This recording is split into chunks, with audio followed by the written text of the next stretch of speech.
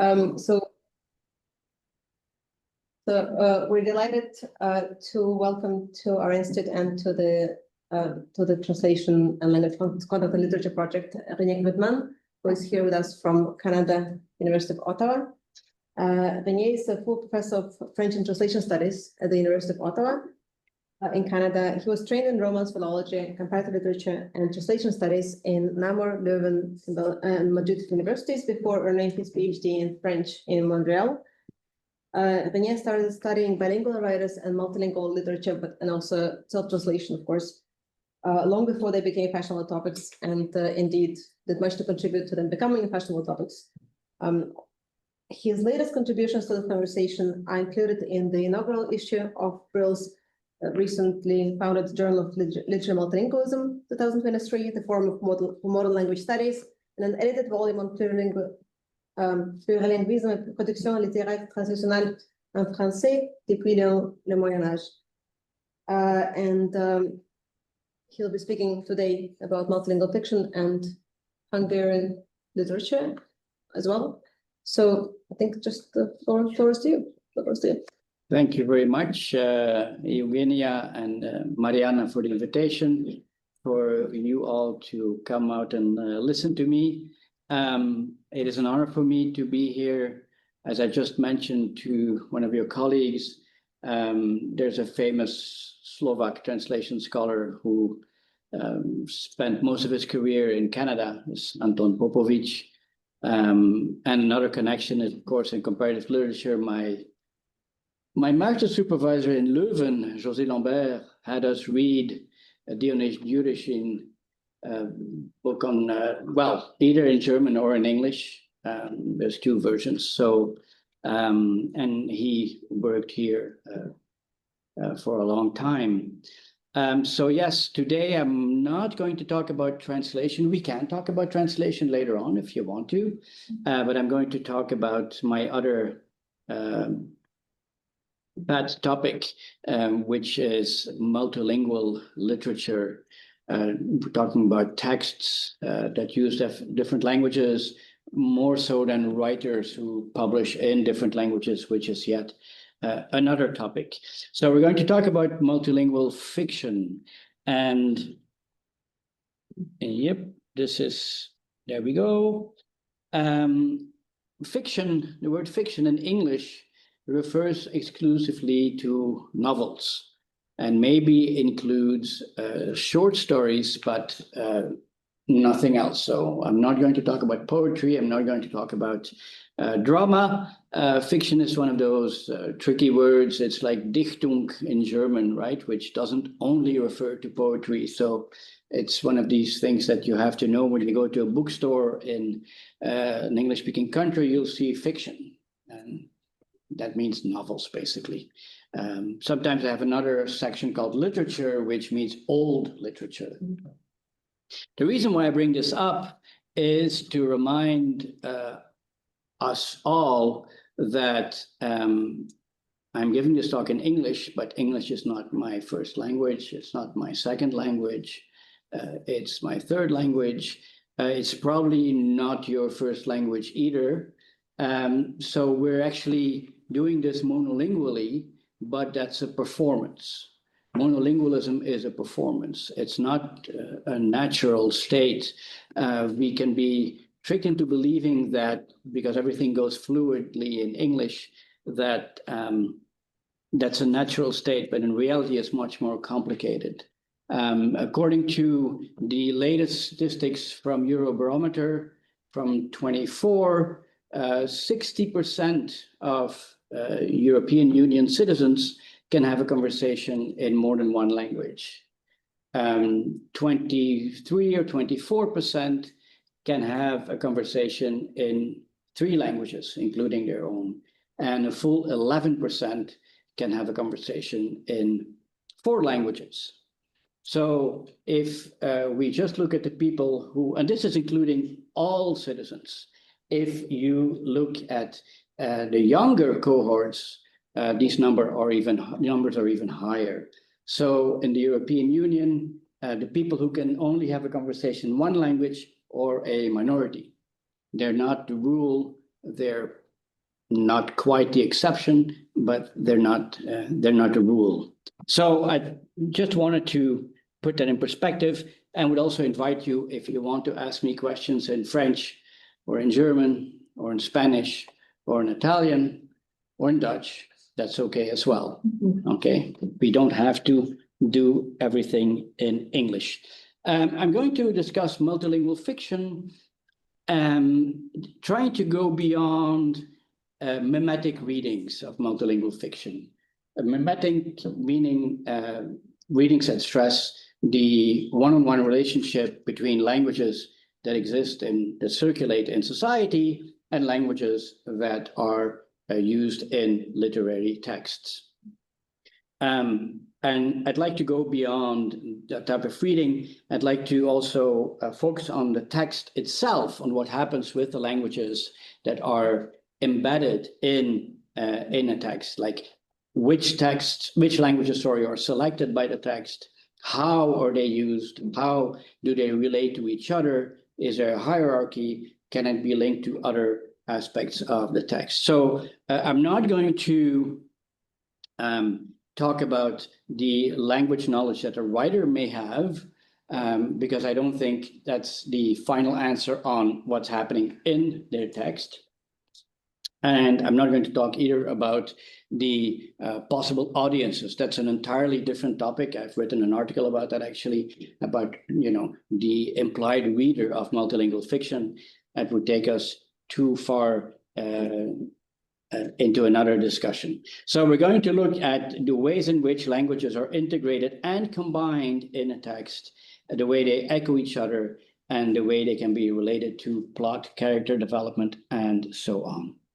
In order to stress the importance of the text, I developed in my PhD thesis the notion of heterolingualism. Heterolingualism,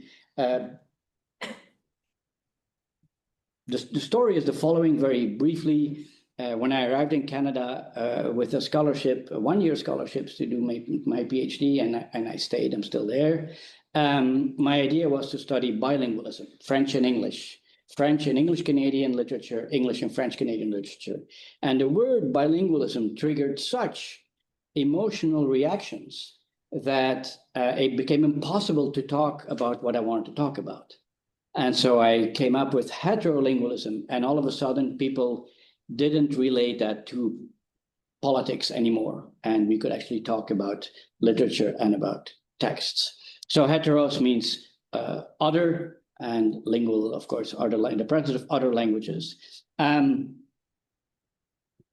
Why heterolingualism? First of all, as I already said, it's about focusing on the texts themselves, and the links with the writer, with the society portrayed in the novel, will only be indirect.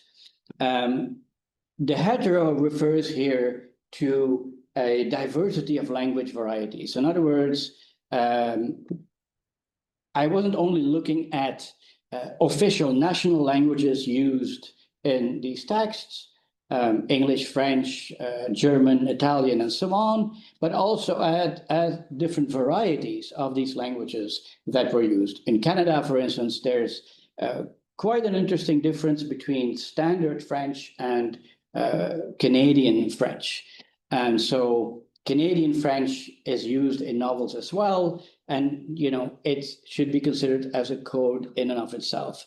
What's important here is that the text itself will actually designate a code as being foreign or not, by the use of italics, for instance. And it can do so to highlight the difference of what are foreign languages outside of the text, but it also can also do so with internal social dialects, regional dialects, speech registers, and so on. Conversely, languages that are clearly different in reality can be treated as the same in the text. An example, a text can use, a French text can use English without using italics or anything, without setting it apart, thereby not treating it as a different language. So the text, to a certain extent, decides what is foreign. We have to let the text do its work instead of deciding for it. And it's very important, I think, to look at the hierarchy between those languages, because they're not going to be simply juxtaposed. Again, I'm talking about novels. It is extremely rare to find a novel that's written in equal parts in different languages. I'm not saying it doesn't exist at all, but it's extremely rare. In poetry, you will find that. In poetry, you will more easily find those kind of examples. But in novels, that's not so much. Normally, you will have a main language of narration, which we could call the matrix language, using social linguistic terminology, and then other languages that are subordinated, that are embedded in that matrix language. One example is a novel by the British writer Christine Brooke-Rose called Between. And it's a novel that's famous for using all kinds of different languages: French, German, Portuguese, Spanish, Turkish, Greek, Romanian, Latin, and so on. But in not necessarily small snippets, but English is still the dominant language. And so I quote here for you the beginning and the end of that novel. And as you can see, there's about more or less 200 pages between those two. And so in the beginning is between the enormous wings, the body of the plane stretches its 120 seats. And the last sentence of the novel is between the enormous wings, the body floats. So English, it's not only dominant quantitatively, but it serves as bookends here. It's, you know, between, and all the other languages are put between brackets. So there's clearly a hierarchy, even in such an experimental text as this one. To give an example of what I was saying before about language varieties that are not official languages, if you look at Thomas Mann, one of his early novels, Buddenbrooks, you will see, and I highlighted here the differences, how he uses French, but also Plattdeutsch, Low German, because Mann was from the north of Germany. You can see it here on the map from Lübeck. And so you have this variation within German that he plays with a lot in the dialogues of his characters, because this is the story of a bourgeois family, the downfall of a bourgeois family. And in his family, they used French, of course, which was, not of course, but French was the language of the bourgeoisie, but they also used the local, which gives an excusez mon cher, mais c'est une folie. Du weißt, dass solche Verdunkelung der Kinderköpfe mir verdrüßlich ist. And then in Low German, what the Donner slide in, der Donner schlägt ein, on dirait plutôt en allemand. So he combines those, and that's part of heterolingualism as well. In other words, we shouldn't lump together the two types of German. There is a dialogue between these varieties as well. Another possibility is a purely non-mimetic. So in the case of Mann, it's mimetic, right? It refers to how people use languages in society, but it can be totally non-mimetic. As an example from the Argentinian writer Julio Cortázar, whose novel Rayuela is another experimental novel that uses quite a bit of French, because part of it takes place in Paris, first part, second part in Buenos Aires. So in the part that takes place in Paris, you have quite a bit of French, which is then mimetically motivated, right? But you also have French that has nothing to do with the setting of the novel in Paris as such, and that's what you find here. En el fondo del barranco se hundió como un barco que sucumbe al agua verde y procelosa, à la mer qui est plus félonesse en été qu'en hiver.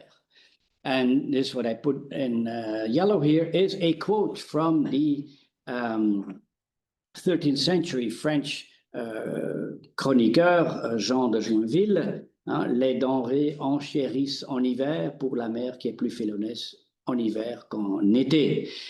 So the sea is more treacherous in the winter, and therefore goods are more expensive to transport. So he uses this medieval French quote in a text written in English. By Rayuela, you can see the book cover here refers to this game that I was telling Mariana about, which is called hopscotch in English. I don't know what it's called in Italian. It's Martel in French. You probably know it. So as these examples show, there's a variety of possible functions of multilingualism in a text. So first one would be indeed mimesis, as advocated by Meir Sternberg in a very important article from more than 40 years ago, where he posits multilingualism, where he sees multilingualism in fiction as a type of translation. So the reality is multilingual, and then the text can translate that multilingualism or not to various degrees in the text itself. Translation, non-translation. So for him, he's mostly interested in the relationship between the represented reality and the means of representation, and he conceives of the relationship between those two as a translation. A second, very important, and we'll return to this later on, function is composition.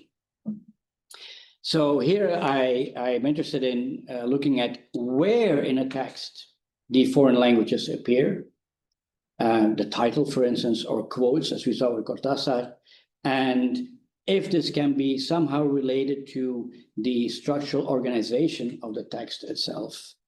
And here, a very famous reference is Boris Uspensky's Poetics of Composition, translated from the Russian, where he brilliantly analyzes how the use of French by Tolstoy in War and Peace can actually be related to point of view, to matters of focalization. If we are in the thought process of the character, even Napoleon speaks Russian in War and Peace, when it's interior monologue. So Michela Baldo found similar things looking at Italian-Canadian literature more recently, where she also establishes a link with point of view. And then aesthetics, a very large book was published about 10 years ago by an Austrian colleague, Werner Helmich, about exactly the different possibilities, aesthetic possibilities of combining languages. And he's a Romanist, as myself, so he focuses on literatures in French, Spanish, Italian, Portuguese. So these are not, I would say, the only possible functions, but there are three of the main functions. Now, I was talking about composition a minute ago. So you can have lots of languages in the beginning, which is actually more common because novelists will use foreign language in the beginning. And once the reader knows that such and such in character speaks language A, they stop sampling that language because we've now integrated this information as readers.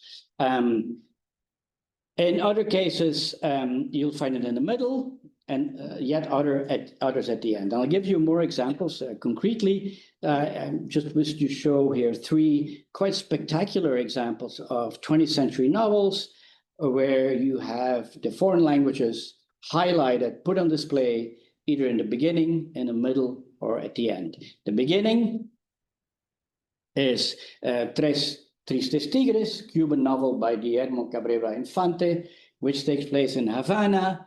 In Havana before the revolution, Havana, which was controlled by the Americans, and Americans could go to, not only could, but did go to Havana all the time. Al Capone had a casino in Havana.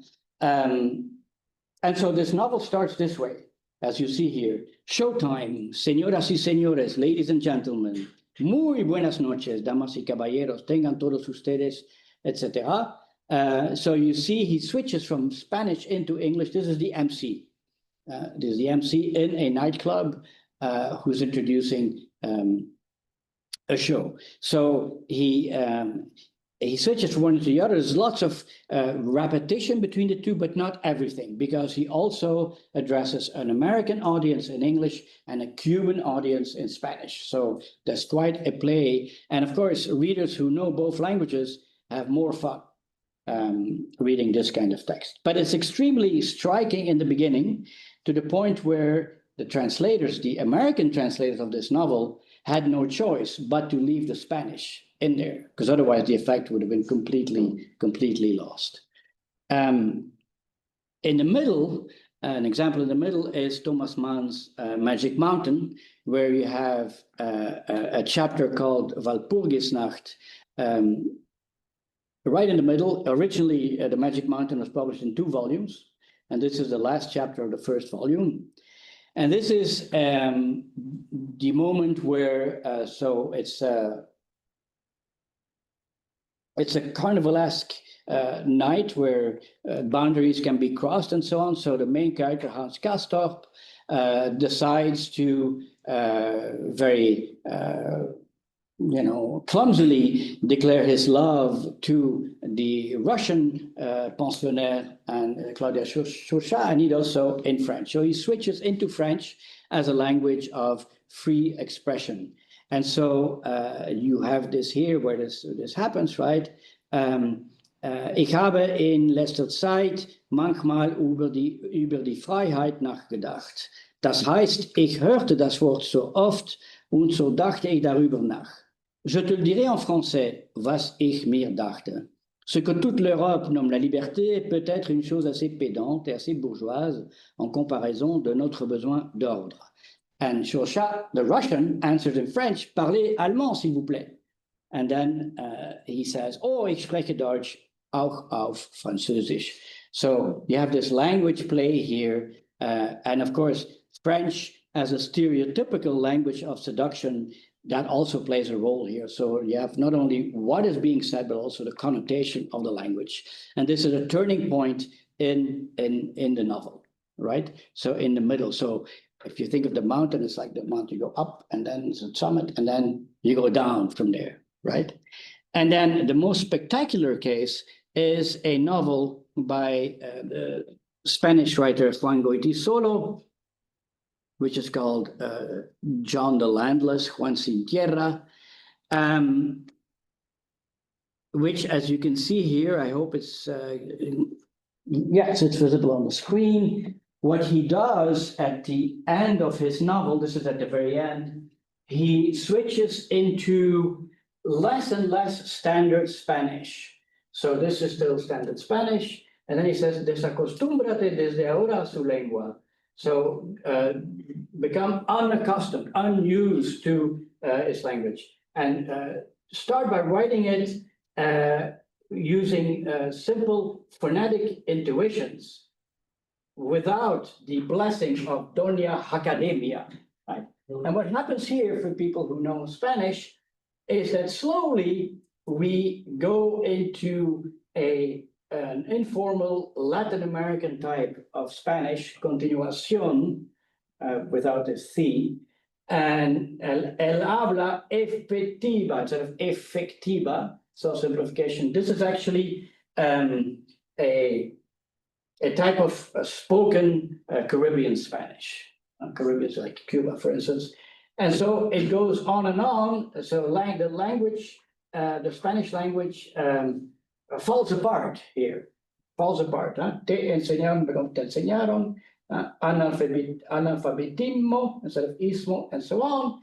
But all of a sudden here, you have here al arabia, and then we get words that are not Spanish at all. So these are transcriptions of Arabic words, but it's more complicated. They are first, just like this was Spanish vernacular, these are transcriptions of North African Arabic vernacular, Darija, Moroccan Darija. And then slowly here, he goes into transcriptions of Quranic Arabic. Here, this is a surat. And then at the end, the last page of the novel, you have the surat in the official transcript. Now, this is, of course, extremely complex. These are exceptional novels that I'm talking about here, right? But it's also fascinating how he flows from one variety into another with no clear borders. Okay, here's a clear border, of course. But what's fascinating also is that, as you know, Arabic is written from right to left. So this in Arabic is actually not the end of the book, it's the beginning. So you can start again, right? So just to show you what you can do with languages, what some writers have done. And now I'll focus on a Canadian novel, Canadian multilingual novel. How many minutes do I have left, more or less? Another 20, I guess. Okay. Yeah. About 20 minutes? 20. Yeah, that's fine. Yann Martel became world famous in 2002 when his novel Life of Pi won the Man Booker Prize, which is one of the big prizes, book awards in the English-speaking world. He became even more famous when his novel was turned into a movie by Ang Lee, and when that movie went on to receive 11 Oscar nominations, and more importantly, received 4 Oscars. Okay, so he became famous and probably rich at that point.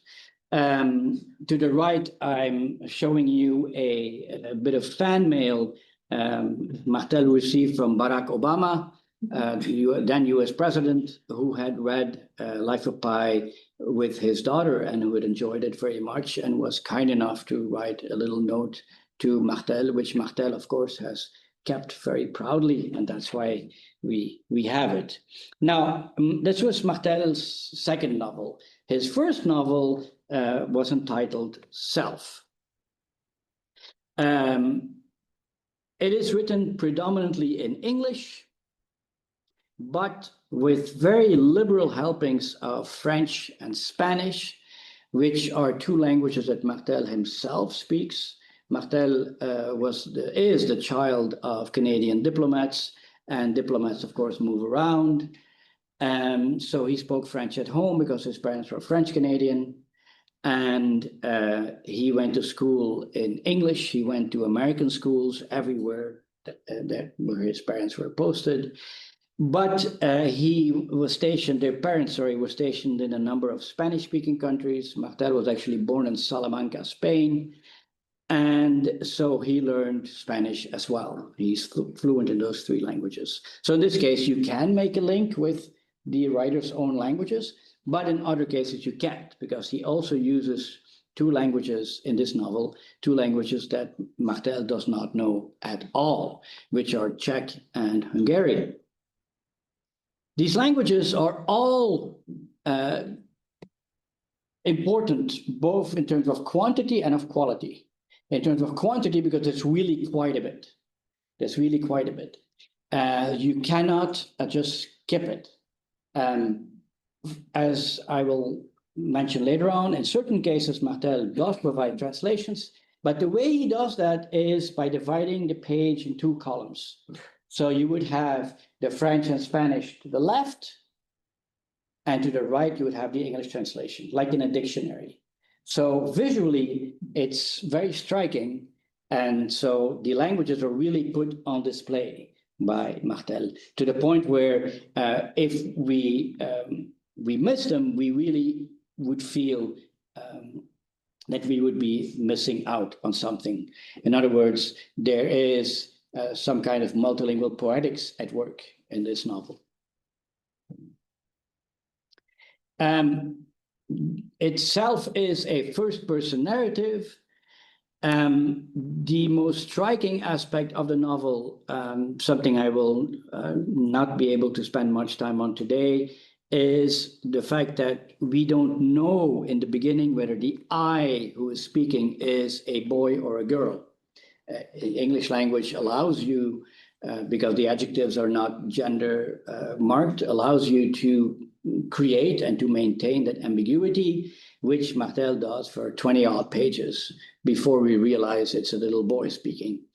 More importantly, the main character, the narrator, changes sex in the course of the novel. The boy becomes a young woman at some point, not once, but twice. Later on, the young woman switches sex again and becomes a man again. So that's, of course, a very important aspect of this novel, a very central aspect, the aspect that most critics have focused on.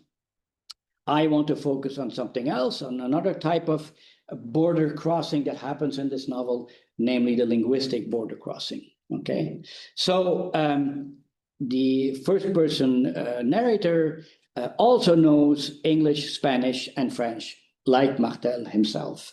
And similarly, the little boy speaks French at home, goes to school in English, and he played outside in Spanish with his friends. This is in Costa Rica, when the parents are stationed in Costa Rica. There are two important encounters in this novel with two characters who, one could say, would become the lives of this narrator.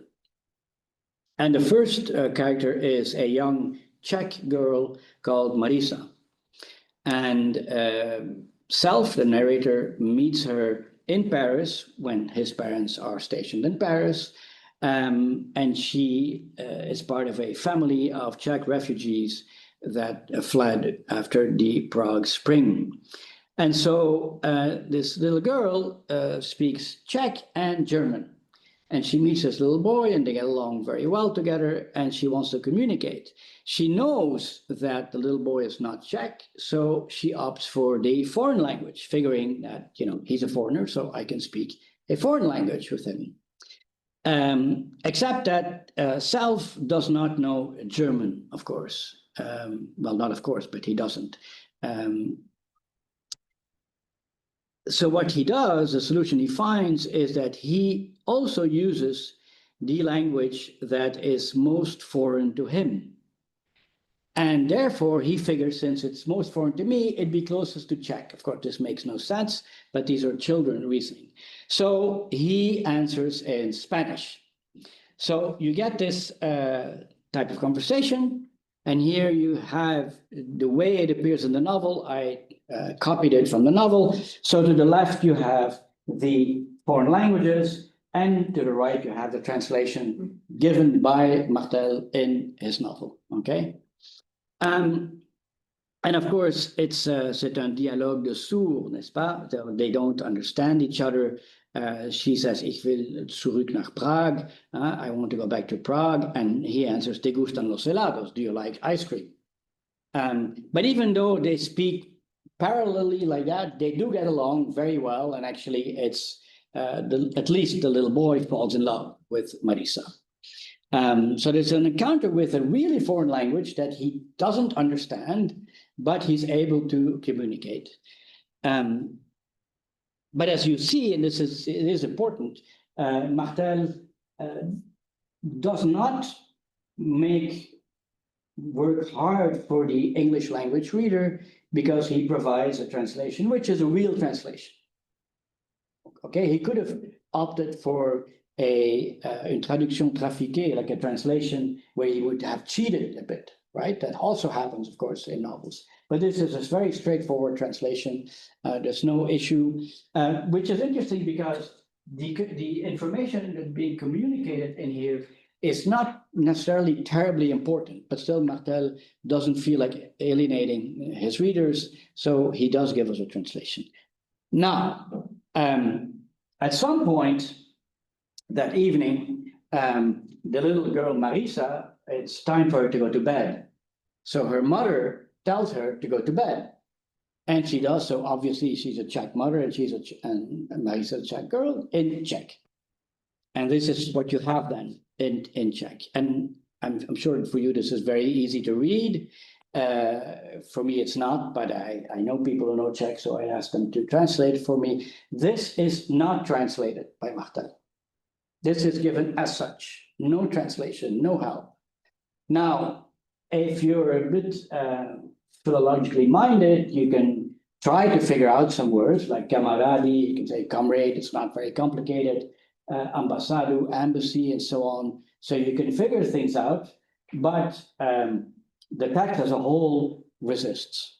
So here Martel uses a strategy where he confronts his readers with their incompetence in the language, which of course creates the impression that it can be double. It can either mean that what's being communicated there is not important at all, so because you don't have to pay attention to it, or it's actually very important, or there's a hidden message there, right? It can function both ways. The interesting point is here that he doesn't use translation, whereas in the previous example, Te gustan los helados, I'm sure that in Canada, because he published this in Canada, there's more people who understand this and who don't need a translation than people who understand this.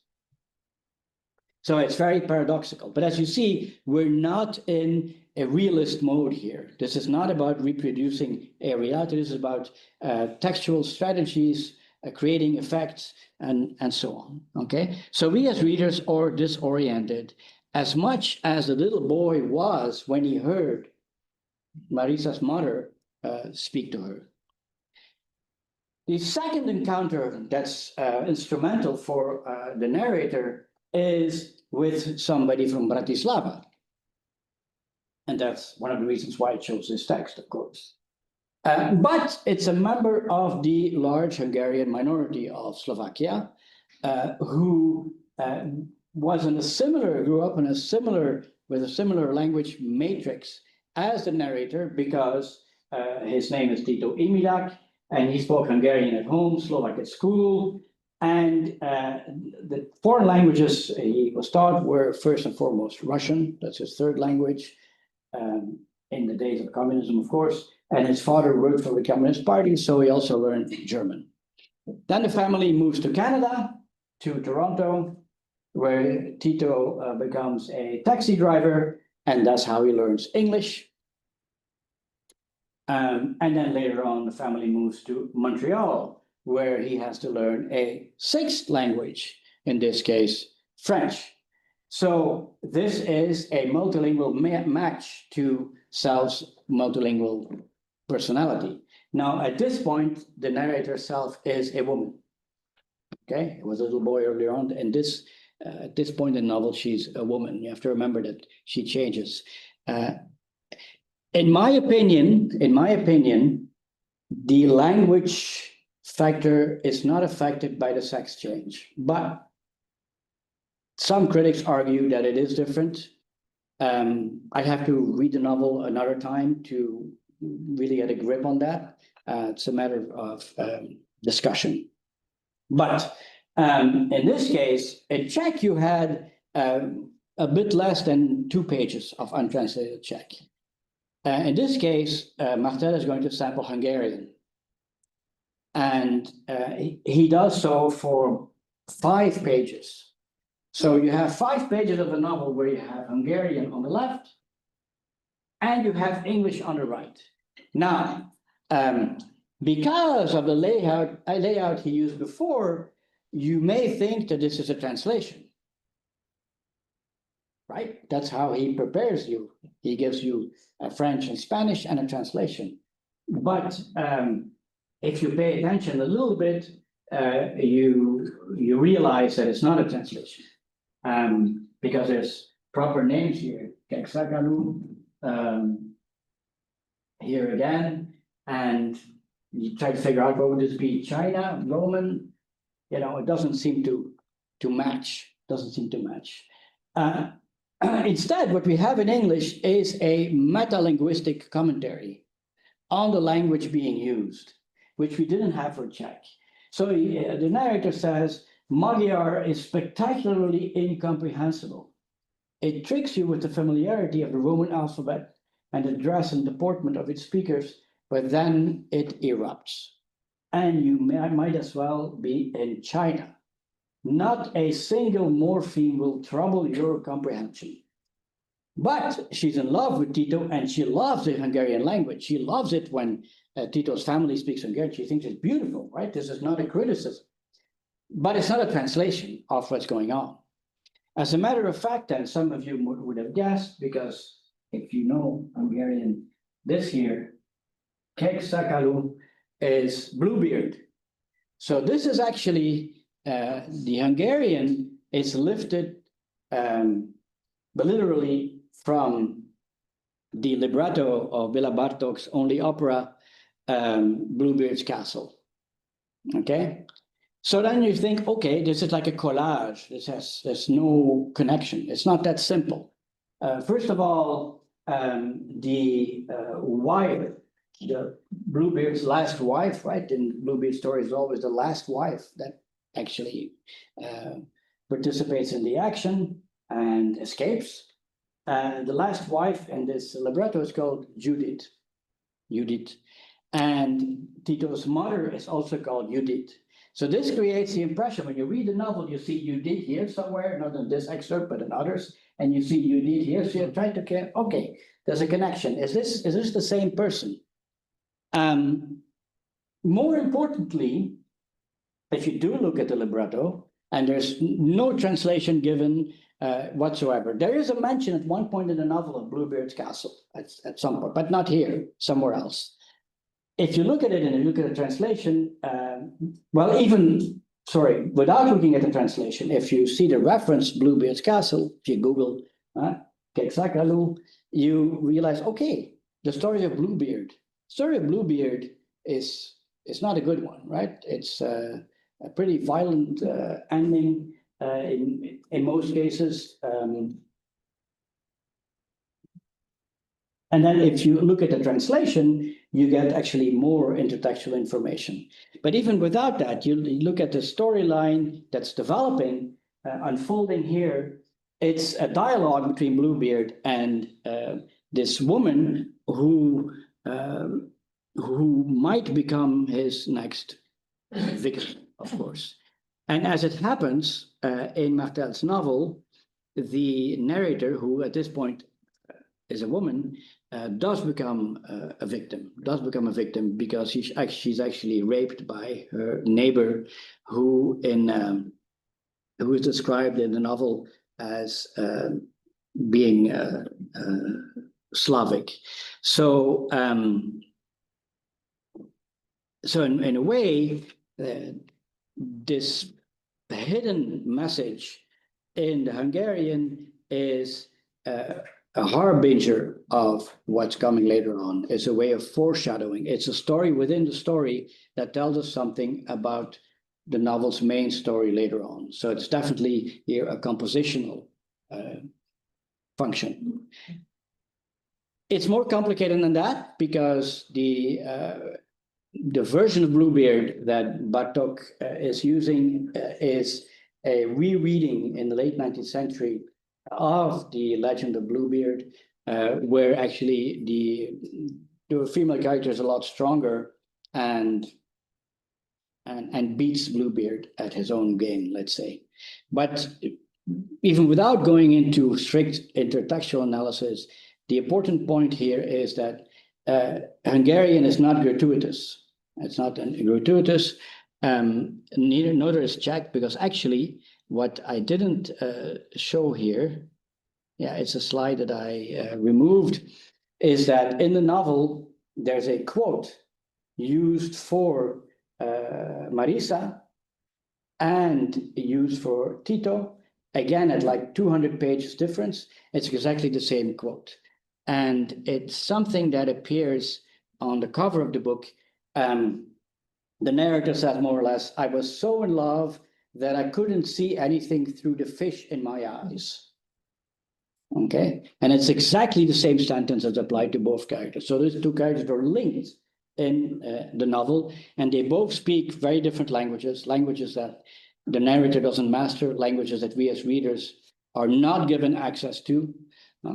But as I said before, we may interpret that as being assign that the information contained in the embedded language is not important, or opposite, we can see this as a hint that we might want to look into what's being said in those less accessible languages, and we might learn more about the novel. The novel might, to use a metaphor here, the Hungarian allows us to open another door of Bluebeard's castle. Okay. So in this case, we have the multilingualism that's, I also already mentioned this, the use of translation versus non-translation. The multilingualism is both aesthetic and compositional in this case. In addition to being mimetic, the mimesis supposedly required by the fact that an important character in the novel speaks Hungarian. So on a very superficial level, you would say, okay, that's Hungarian because there's people speaking Hungarian in the fictional universe, Tito and his family and his mother. But beyond that, there's other information. There's the intertextuality, there's the compositional factor, the structural factor, which goes to show that the functions I outlined before do not exclude each other, but can, in fact, complement each other, can be combined. So it's not that because multilingualism plays a compositional role that it's not mimetic, okay? It can be both at the same time. As a matter of fact, I think that in almost any case of mimetic multilingualism, if you look more closely, there's more information. It's not just about portraying reality, except maybe in very traditional 19th century novels, and even there. So, last remark, and I could have said this in the beginning, but I'll say it now. We as literary scholars, what we bring to the table is our experience as readers and our expertise as experienced readers. So that's why I stress the idea that we should go beyond the realism of multilingualism, because actually people with a background in trained as historians, or people with a background in social linguistics, for instance, can maybe say more technically more advanced and more sophisticated things about multilingualism than literary scholars can. But they, not always obviously, but they often look at the text as a document, right? A historian, there's a very famous debate in French literature about a novel by Gustave Flaubert called L'Éducation sentimentale. And so historians have read it and say, is this an accurate portrayal of that revolution? And then, of course, the literary scholars say, but that's not the point. If you want to know what happened in Paris during those days of February, I don't remember, 1848, it was not 1848, it was another revolution, just go and read history books. They'll tell you, this is a novel. It doesn't have to be completely accurate in those terms, right? So that's that kind of debate. Whether it's accurate or not, it's not that important as looking at what happens between those two languages, or those variety of languages in the text. At the same time, we should not look at a text as a monument that's just there to be admired. We can deconstruct it. We can look at how it's made and what its flaws are, what its qualities are. So texts, in other words, are not merely transitive signs. As St. Augustine said, aliquot stat pro aliquo, something stands for something else. A sign refers to something else, the basis of semiotics. But it's also a self-referential artifact. A novel like itself refers to itself in the end. And that is, I believe, where we can bring something original to the conversation, in addition to historical knowledge and social linguistic knowledge. Thank you.